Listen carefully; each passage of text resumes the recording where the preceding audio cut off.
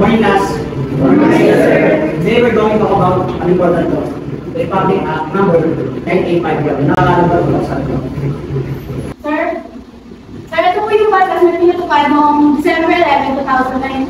At ang mayroon po nito, sir, is protektahan po yung mga tao sa panahon ng mga digmaan at parusahan po yung mga tao na gumawa ng malulubhang krimen. Ang RA 985 tinatawag yung Philippine Act on Crimes Against International Humanitarian Law. Decided at the terms of humanity. Sir, ano po ba ang mga krimen na sakop ng batas na ito? Ang ganda na tanong, may tatlong uri ng krimen sa ilalim ng RA 985. Unang violence, pagsalakan sa mga sindika at paggamit ng pinagpapakala sa data. Pangalawang genocide, ito ay pagpatay, pananakit sa isang grupo ng tao dahil lang sa kanilang layo, reliyon, hanip sila. Pangatlo, ang war crimes against humanity. Ito ay malawakang pagpatay, pang-aalipin, at pagpapahirap, at iba pang matinding pagpatay sa mga tao. So sir, malaking tulong po pala ang batas na ito para maprotektahan ang mga tao at ang kanilang mga karapatan. Pero hindi tao mismo gumawa ng krimen pwede na parusahan, kundi pati ang mga pinuno, opisyal na walang aksyon at hinayang mangyari.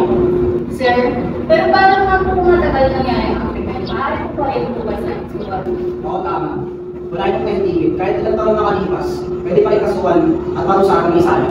Sir, pero paano po sa ibang bansa nangyari ang krimen?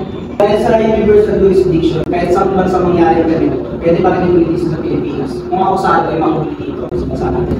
Ipinapakita talaga sa RA 985 na ang Pilipinas ay sumusuporta sa karapatan ng tao at katarungan. Kaya bilang mag-aaral, paano natin susuporta ang batas na ito?